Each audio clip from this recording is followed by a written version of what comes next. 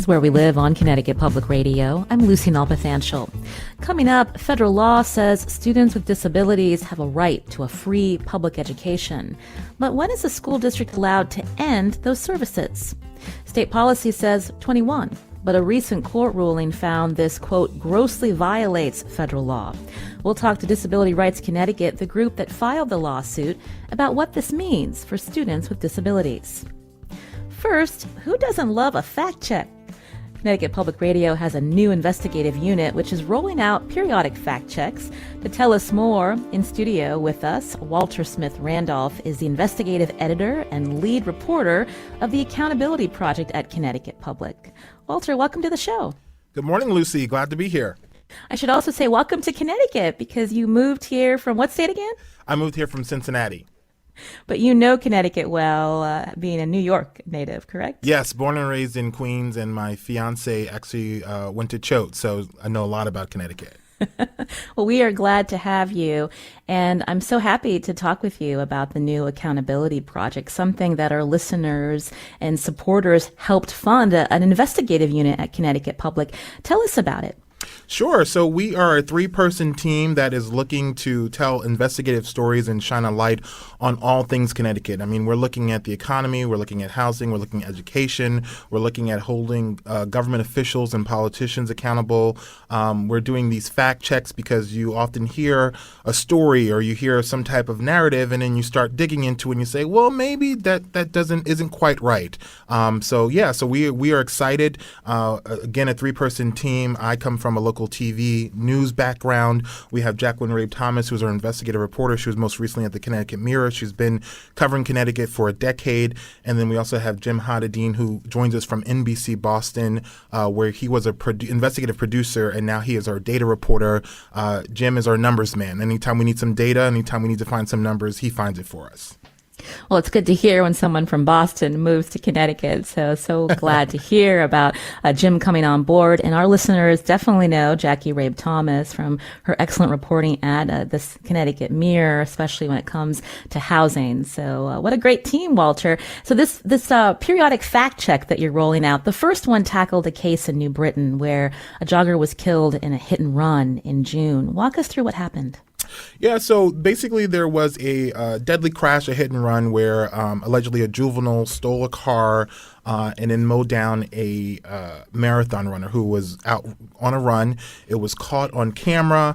Unfortunately, the marathon runner was killed.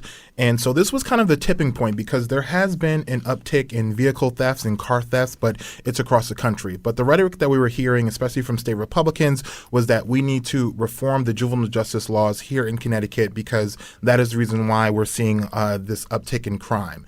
And so when we started digging into the data and looking at the numbers, we found that, that's not necessarily true. While car thefts are up, they are up across the country, including in states that haven't implemented, the same reforms. The data shows that, overall car thefts were up 41% from 2019 to 2020. But, it's difficult to see how you could blame juveniles for all of these car thefts because, about 10% of these cases are actually solved or people are arrested. And so we started looking at the numbers. I mean, we even got numbers back from New Britain yesterday, that has juvenile crimes in general. And last year there were, 83 total juvenile crimes of burglary, larceny, criminal mischief, and robbery. It was 83 in 2020. In 2019, it was 74, but back in 2018, it was 144. And so you can see that there has been an uptick, but it isn't this explosion that some people are making it out to be. Now, when we talk about this juvenile suspect who allegedly stole this car and hit this marathon runner who was, again, jogging in New Britain, there was also a lot of focus on the fact that he'd been in the system, arrested multiple times, Walter? Yes, arrested multiple times. I believe he's 17 years old and had been arrested 13 times previously. and from what we're hearing, a range of different crimes. And so people were pointing to this, saying like this is the reason why. And so when we looked at some of the numbers, especially with juveniles who have been arrested for car thefts, we found that 1 in 6 were repeat offenders. But it was sounding like coming from some folks that it's just repeat offenders. They're coming into the system and they're being released.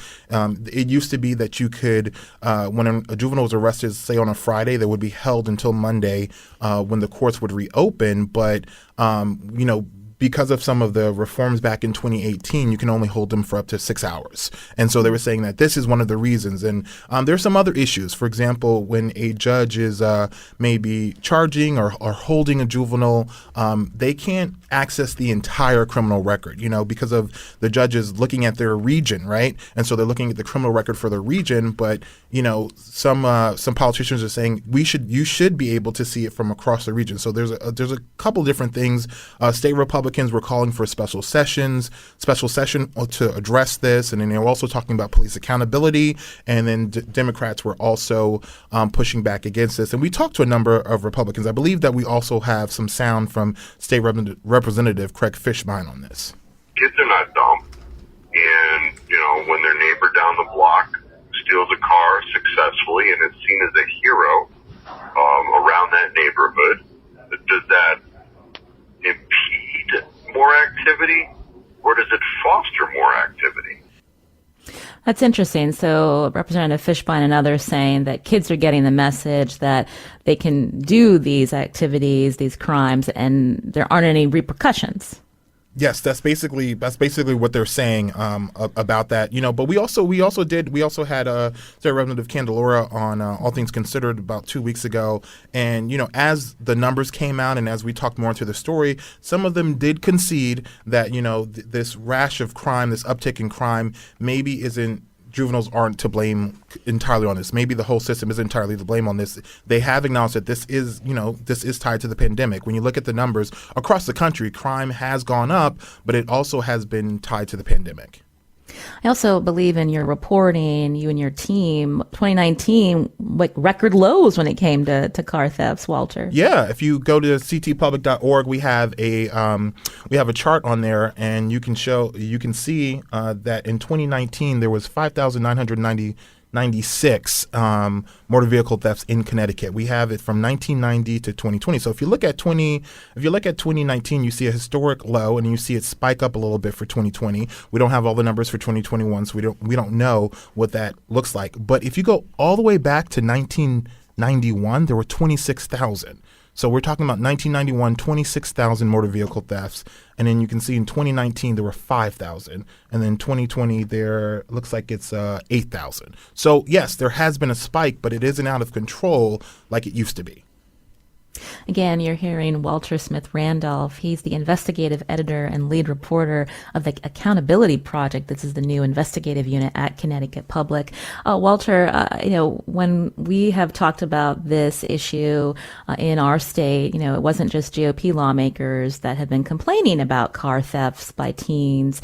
Back in 2017, former state's attorney Kevin Kane came on the show, and he talked about his belief that there should be more discretion on detaining juveniles who may be a danger to the public and potentially sending them to adult court if the case warrants. You had said earlier that there have been changes to how long a juvenile can be detained. And so it's really up to the legislature to make some of these changes moving forward?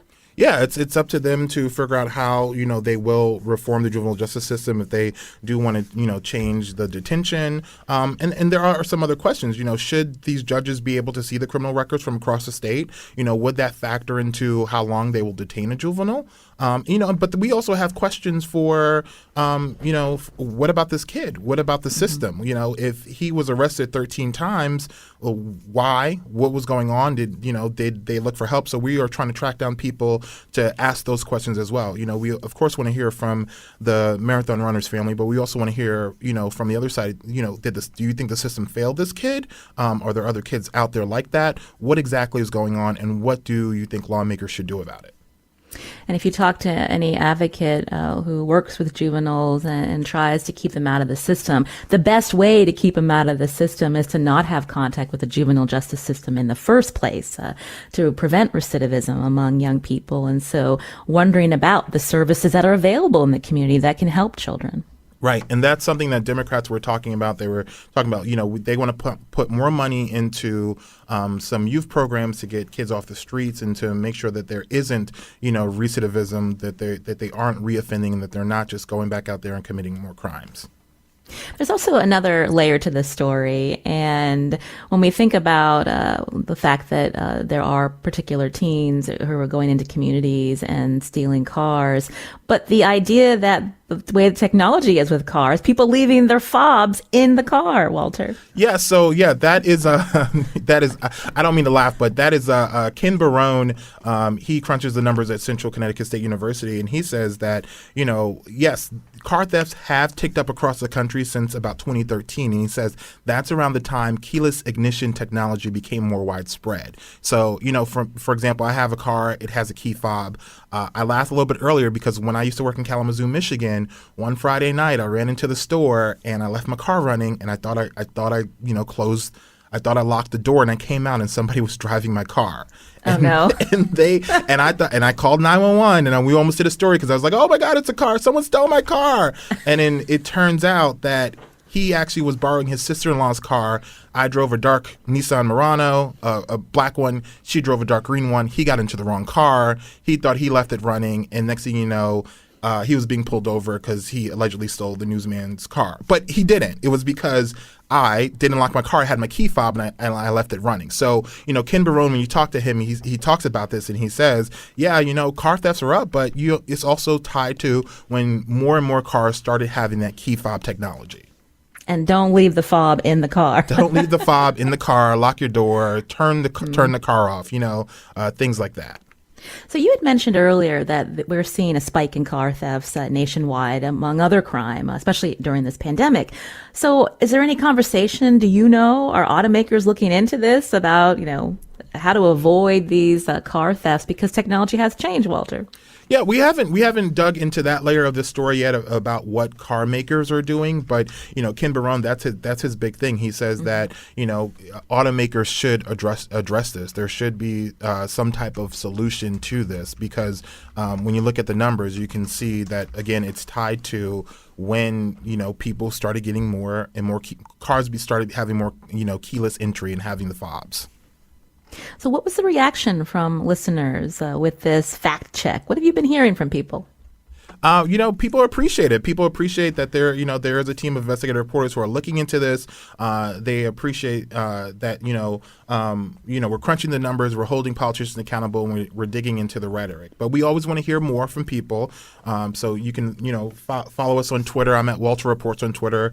Jacqueline is on Twitter at Jacqueline Rabe. And then we also set up a tips email. I guess Nice. You can call it kind of a hotline, but it's tips@ctpublic.org. We're always looking to look for stories. If you need a story that you think needs investigating, please email us at tips@ctpublic.org. That's good to know. And so what's next for the Accountability Project? What topics are you looking into, Walter? Now, Lucy, if I tell you, A little preview. Okay, all right. We have another fact check coming out this week. I think last week everybody heard that the governor was giving out some raises, and so we're looking into those raises, who got what, and what percentage it is, and tying it to some of the other raises. So we have that fact check coming from the Accountability Project. We are also looking into the Tweed New Haven Airport. We know that there is an expansion deal going down there. We really haven't. There's some community conversations, but we really haven't been able to see some of the language in the contract. So we are trying to get some of those contracts and get some of the language through Freedom of Information requests and talk to neighbors around there, and also talk with the airport about what they expect to see, how much money is being poured into this, and what that airport is going to look like when this project is over. Well, those sound like great things to be looking into. I know our listeners will be interested to hear what you and your team find out, Walter. We hope you come back for another fact check soon. Of course. Thank you so much for having me. That's Walter Smith-Randolph, investigative editor and lead reporter of the Accountability Project at Connecticut Public. You heard him. If you've got something you want the team to look into, it's tips@ctpublic.org. This is Where We Live. I'm Lucy Nalpathanchel. Coming up, a federal court ruling has overruled a state education regulation that dictated when school districts can stop giving special education services to students. We hear from Disability Rights Connecticut, the group that filed the lawsuit. You can join us too. Find us on Facebook and Twitter at Where We Live.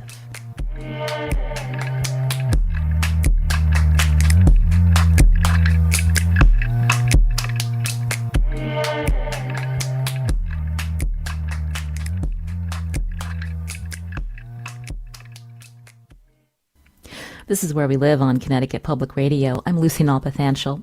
Federal law says students with disabilities have a right to a free public education. But when is a school district allowed to end those services?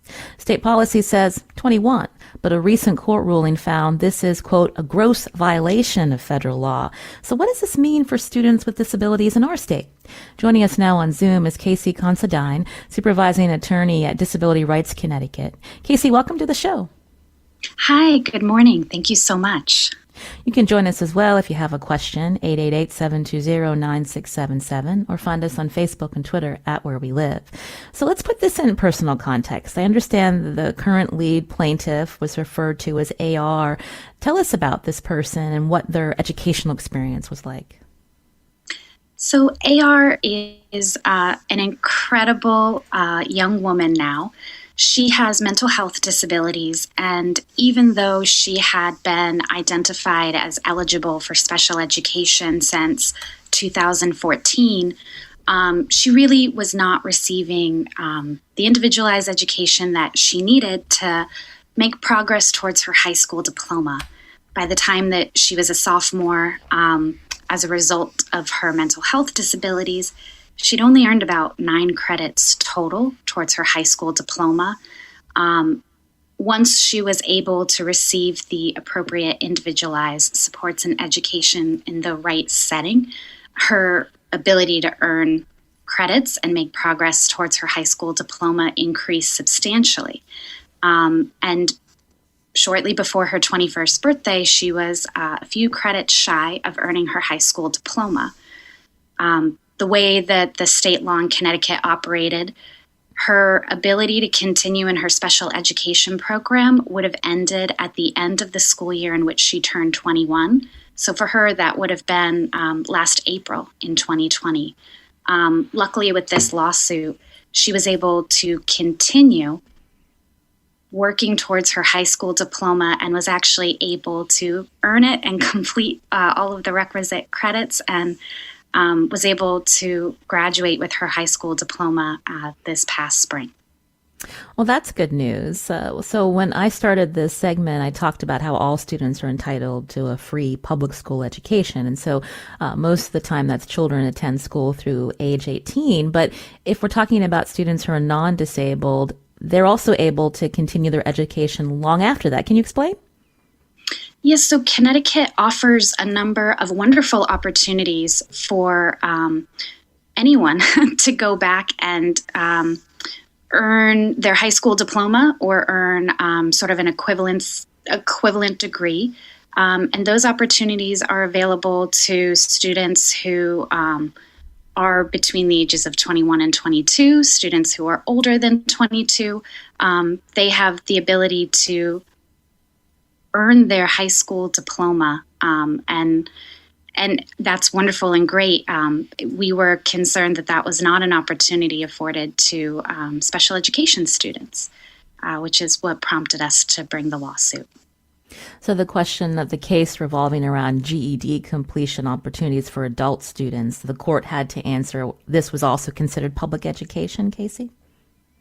Yes, so under the Individuals with Disabilities Education Act, a state is required to make a free and appropriate public education available to students between the ages of 3 and 21 inclusive if it's not contrary to the practice of the state.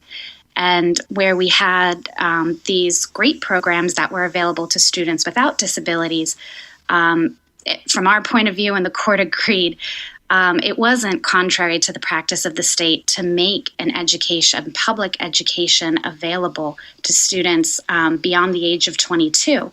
And so we asked the court to recognize that students be able students in special education be able to continue until their 22nd birthday. And it was something the court certainly looked at and determining that it was not contrary to practice in Connecticut to make those educational opportunities available potentially for free to other students throughout the state. So why was Connecticut using a different standard than what the federal law laid out? I mean, how do other states handle this with special education services, Kasey? So I can't speak for why this had been the practice in Connecticut for so many years, but I can tell you I'm really happy that moving forward it will not be the practice in Connecticut, because students like AR will have an opportunity to finish their high school diploma, an opportunity to go for potentially, in AR's case, it was 9 more months of her education. In other states, there have been similar lawsuits. Our co-counsel in this case, an attorney named Jason Kim, has brought lawsuits challenging similar state laws in both Hawaii and Rhode Island, and federal appellate courts in both of those states reached the same decision that the appellate court for Connecticut also reached.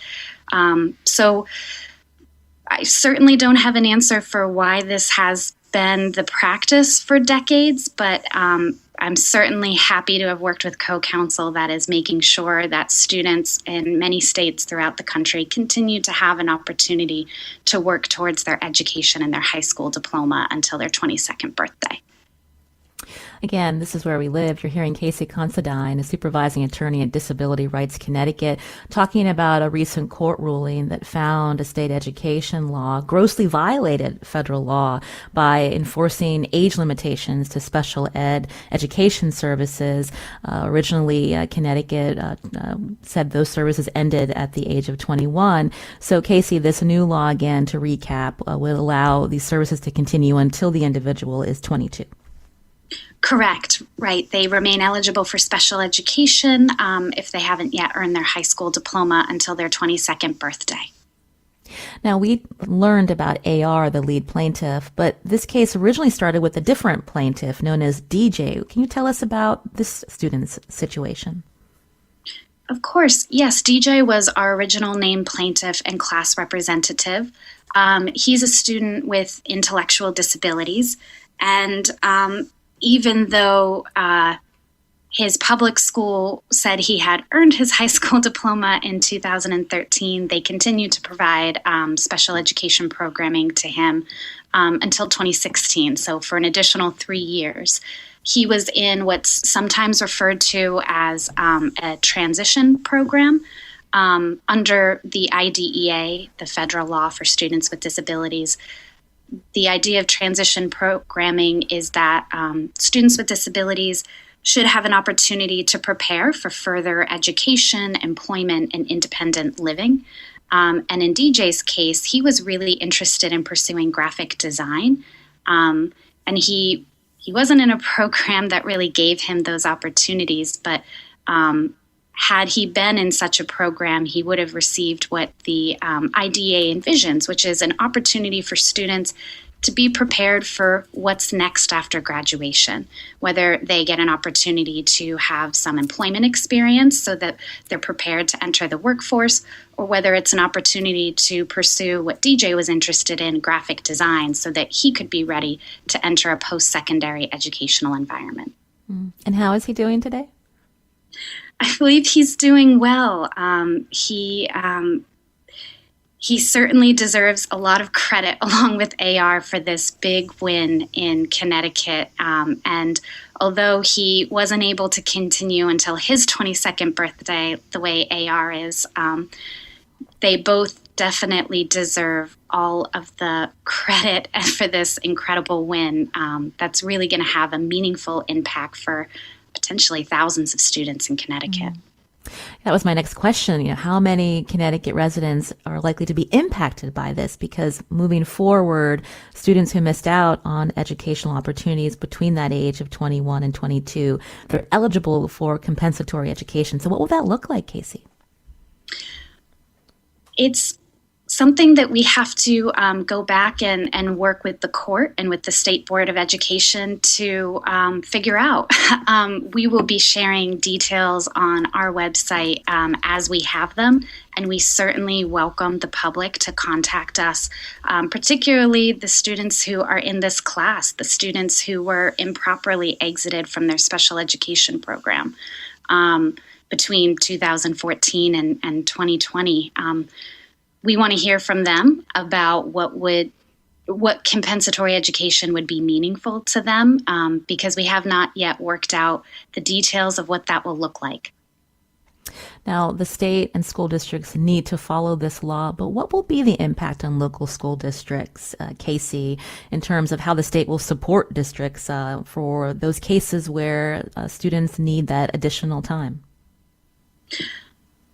I don't have a ready answer for that. I think the State Board of Education would be in the best position to respond to any questions about how they will support the local school boards and the local boards of ed in making sure that students can remain eligible until their 22nd birthday. But I'm certainly happy that this opportunity is now reinforced with the court ruling that students, as the IDEA says, are actually able to remain eligible for special education until their 22nd birthday. So with individuals who are listening right now who they think someone in their family may be eligible, how should they go about reaching out to you or to their local school district for these services, Kasey? So certainly people are welcome to contact our office at Disability Rights Connecticut. There also will be, as part of the formal court process that we'll work through, something that's called class notification. And so once we work through identifying all of the individuals who are impacted by this ruling and eligible for compensatory education, they will receive notice. And that will give them an opportunity to respond to the offer of compensatory education. Could this be appealed again? It's possible. That's up to the state. I really hope that the state doesn't pursue a further appeal because, again, this is really a win for students with disabilities in Connecticut, giving them an opportunity to have 9 months, potentially 1 extra year of special education. Now, I know we were talking specifically about this court ruling, but I have to ask because we're still in this pandemic and we saw so much education and services disrupted for many during the pandemic. Is Disability Rights Connecticut hearing from families who feel like their child or children did not get the special education services that the law requires during the pandemic? Absolutely. We have been hearing that from students. We have been hearing that from parents, and we've been hearing that from our fellow advocacy groups like the Connecticut Parent Advocacy Center, CPAC, and other organizations that also work with students throughout the state. It's certainly been on the forefront of everyone's minds because we've seen how it's had an impact on all students. And I really think that the conversation certainly could become a lot deeper and richer and more nuanced because the impact for students with disabilities, particularly those who have individualized educational programs that include one-on-one instruction, that include working through reading programs if a student may have dyslexia, for example. The impact on those students who haven't been able to get that same level of service or the services that they need to make progress in their education is really profound. And how we get them back on track, how we continue to close those gaps that already existed is something that should be of paramount importance and really a big topic of conversation that's solution-based. We know it's a problem. I think we just haven't quite heard from the state yet what they propose to do to solve that problem. That's surprising given that it's July 20th and a new school year is just right around the corner. This is something that a lot of parents and advocates have been talking about since the start of the pandemic, especially if they have children with special education needs. So are there when you talk about how you're hearing from a lot of families, I mean, are they getting anywhere with their local school districts, or is there just a lot of roadblocks right now? What we're hearing from students and families is that they are running into roadblocks. They are not getting meaningful answers to their questions about how their students, how they themselves are going to have an opportunity to receive those services that they might not have been receiving for the past year, or even worse still for some students, how they might receive increased services because perhaps they have maybe regressed and aren't performing as well as they were before the pandemic. I think school districts are grappling with what to do and how to do it. And unfortunately, that means that students and parents are not really getting meaningful responses about what the next steps are and what the plan is to address regression and address lost services. Mm. We know that there's so much federal aid that has come into states, including Connecticut. When it comes to resources, is that at least a light at the end of the tunnel in terms of resources to help these students who have regressed, that school districts will be able to meet their needs, Kasey? I certainly hope so. I think that it is always helpful when districts receive additional funding to provide the services that students need to make progress in their education, particularly students in special education. I don't know that I've heard from a student or a parent that they feel really great about what has been offered by their district to address some of the lost services that resulted because of COVID. I know some parents have been seeking compensatory education for that, and I'm hoping that districts with this additional funding will use it as an opportunity to provide compensatory education to those students who need it because they lost out during the pandemic. Kasey, getting back to the issue when we invited you onto the show, again, this court ruling giving students an additional year for this compensatory education. What happens after 22? What services are available to these residents with disabilities once they get their credit? So it depends on the student. There are some students who have intellectual disabilities who may be eligible to receive services from the Department of Developmental Services, DDS.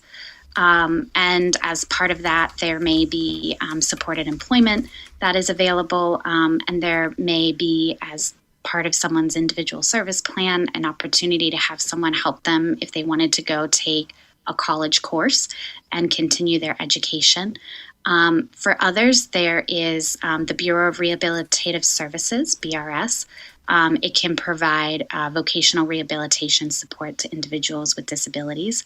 And for some, like AR, really having the extra time to pursue opportunities while she's still a student. She had the opportunity to work in a library, and it just gives someone a chance to experience what employment might be like so that they're better prepared when they enter the workforce, to meet the challenges of a new job, to ask for accommodations where they need them, and to understand how a work setting is going to impact them and what they need to do to be ready.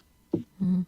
The reason I was asking is we know in the past, support programs and funding that gets slashed over time. And so, again, wondering what that safety net is there for them, Kasey. So for some students, there isn't much of a safety net at all. I've heard some parents describe it as a cliff. If you're not someone who is eligible for Department of Developmental Services or are not eligible to receive vocational rehabilitation services, it really can be hard to find something. And certainly it is worth noting that it is an unfortunate realization once students leave their educational setting that the supports that are available to them in the adult world, 22 and beyond, are a lot less robust and don't provide nearly as much as the services that are available as part of their educational program. Mm-hmm. You're supervising attorney at Disability Rights Connecticut. So this is a nonprofit doing this work in terms of the workforce that you have to meet the needs of all the people that need these concerns addressed, Kasey. Yes, I wish that I could say we are able to represent every single person who calls into our office. But as you mentioned, we are a nonprofit and we're a small one at that. So that's a big part of the reason why we have decided to focus on work that can have a systemic impact. While we may not be able to represent every individual who calls into our office, we do want to take on and represent individuals when their cases could result in systemic change that's really going to have an impact on students and people with disabilities throughout the state. And so AR is a perfect example of how individual representation for her resulted in a great outcome for students with disabilities throughout the state. Kasey Considine, again, supervising attorney at Disability Rights Connecticut. Thank you for your time today. We really appreciate it.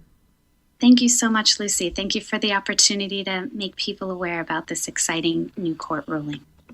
And we'll be tweeting out a link to Disability Rights Connecticut. So for listeners who need some assistance, this organization is also here to help you. This is Where We Live on Connecticut Public Radio. I'm Lucy Nalpathanchel. Coming up, there's been attention on government helping avoid an eviction crisis. Losing a safe place to live has other consequences beyond just not having a roof over your head. We talked to the Connecticut Health Investigative Team, also known as CHIT, about what researchers found when people are forced from their housing. You can join us too. Find us on Facebook and Twitter at Where We Live.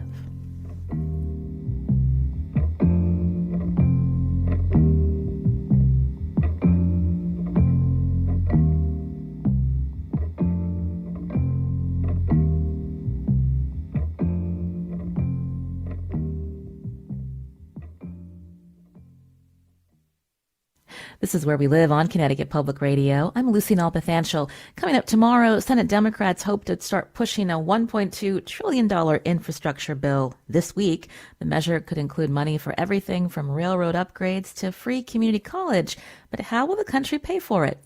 On the next Where We Live, Connecticut U.S. Senator Chris Murphy joins us to talk about this and more. What questions do you have for him? You can join us. That conversation tomorrow. There's been increased attention on how government can help avoid an eviction crisis. Housing is considered one social determinant of health, and losing a safe place to live impacts a person's health in a negative way. The Connecticut Health Investigative Team, or CHIT, recently wrote about what researchers found when people are forced from their housing. Joining us now on Zoom is Kate Farrish. She's contributing writer for the Connecticut Health Investigative Team, also known as CHIT, and she's a journalism professor at Central Connecticut State University. Kate, welcome to the show. Thank you. Thanks for having me. So let's start off. Can you talk about this Yale study and what they were broadly looking at when they were talking about the relationship or studying the relationship between health and housing? Yes, researchers at Yale, Drexel, and American University have gotten over $3 million in federal funding to look at connections between mass incarceration, evictions, other housing instability issues, and how it might affect health. And I recently wrote about one aspect of their study that found a very interesting link between forced housing moves and risky sexual behavior.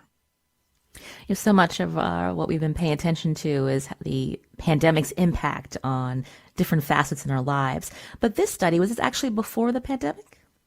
Yes, they had enrolled 360 low-income New Haven residents in a study in 2017 and 2018. And they did do follow-ups. I believe they've done 4 or 5 follow-up interviews with many of the participants since then. And so what did they find, Kate? They found that forced housing moves, not just evictions, but other situations related to landlords in which people had to move, made some people in the study sexually vulnerable and actually less likely to be able to negotiate the use of condoms in a relationship. Very interesting. They found that 4% of the 77 residents in the survey who had been forced to move reported providing sex for a place to live. Another 8% reported having sex in exchange for money or drugs. Now, when this study first began, they were looking at people engaging in behaviors that might lead to risk of contracting HIV. And so when you hear that people feel like they don't have any control over this situation, what did researchers find in terms of contracting HIV, Kate?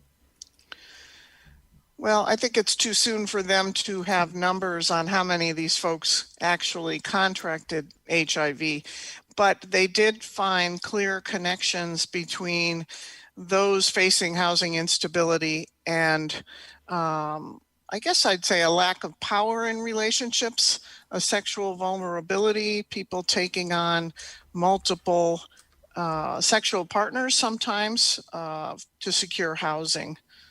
I think that they are continuing to study this potential link to HIV infections over time. Now, when we talked about who participated in the study, New Haven residents, how did they find them? Oh, it was really fascinating. They opened an office temporarily on the New Haven Green. They worked with city officials to find low-income residents, and they even fanned out in places like libraries and laundromats and put flyers up around the city. And they said it was surprisingly easy, sadly, to find low-income residents in New Haven who were willing to come in and into their office and do the survey on a computer. And they also had a high retention rate, over 80%. Of the original 360 kept coming back to do the follow-up surveys. You know, when you talked earlier about a percentage of these residents who said that they felt like they were forced to have sex because they were in an unstable housing situation, or that they had to trade sex in order to have a place to live, people might think that this sounds like formal sex work or prostitution. But when you talk to researchers, can you tell us more about what they told you about that, again, that dynamic that's at play when people have nowhere to go? Certainly, this study did not purposely, and in fact did not, interview sex workers per se, but they did ask people in the survey if they had traded sex for housing. And as I said, they found 4% of the 77 residents who had had a forced housing move reported doing that. One gentleman told one of the researchers it's part of the rent, in a sense, that he felt the woman he moved in with to get stable housing, that part of the deal was to have sex as part of the rent, in a sense. So you could see that people are fairly vulnerable and desperate, I would say, after one of these moves. You're hearing Kate Farrish here on Where We Live. She's a contributing writer for the Connecticut Health Investigative Team, or CHIT, talking about what researchers found when they surveyed people who had unstable housing and the decisions they had to make because they had no place to go. Now, again, this was done before the pandemic, and I understand you spoke to an organization in New Haven that works with people who may be at high risk of contracting HIV or who are HIV positive. What was the reaction to the study's findings, Kate? I spoke with Chris Cole, Executive Director of APNH, A Place to Nourish Your Health, formerly the AIDS Project New Haven, and he said he did not find the study's findings to be surprising. He said that his clients have told him that they have in fact traded sex for housing in the past. But he does plan to start asking new clients a little bit more about housing instability to find out if they have also gone through these landlord-related forced moves. When I talk about housing instability, again, when someone doesn't have a place to live, and they might think that that means they're technically homeless and living on the street. But that's not the case, Kate, right? People find ways to live with someone they may know. They may couch surf, and that can also be unstable. Yes, absolutely. Many of the people in this study reported perhaps being kicked out of their housing because they were using or selling drugs, and then just hunting for somewhere to live. And again, in some cases, trading sex for a place to live. It was really all manner of landlord-related forced moves that these researchers studied. It might be, as I said, even landlords getting foreclosed on themselves and really asking people to leave. Short of being an official eviction, there's a lot of these forced moves. And the researchers really felt that that was a void, that evictions had been studied, but not these other types of forced moves. And they're going to continue to study that over time. Because the study, again, happened before the pandemic, and now we know that Connecticut's eviction moratorium has ended. And so what else will they be studying when you said that they'll be looking, in the future to the people that are at risk in terms of, the assistance that's available? I know Connecticut has a program to help landlords and tenants, but I can't help but wondering how many people know about this or how to apply for it. Oh, that's a good question. I saw lots of news coverage June 30th when the state eviction moratorium was ending, and Governor Lamont speaking about that. Danya Keene, an associate professor at Yale School of Public Health, is one of the researchers in this project, which is known as Just House. And she's going to be looking at eviction policies during the pandemic and how they affected New Haven renters. That's clearly one of the directions their study is going in, and CHIT will be interested to see what happens with that study. They also did do some surveys during the pandemic and have some new data. They're just still analyzing that data. Thanks to Kate Farrish, contributing writer for the Connecticut Health Investigative Team. We really appreciate your time, Kate. Thank you. I'm Lucy Nalpathanchel. Today's show produced by Carmen Baskoff. Our technical producer is Kat Pastor. We'll be back tomorrow.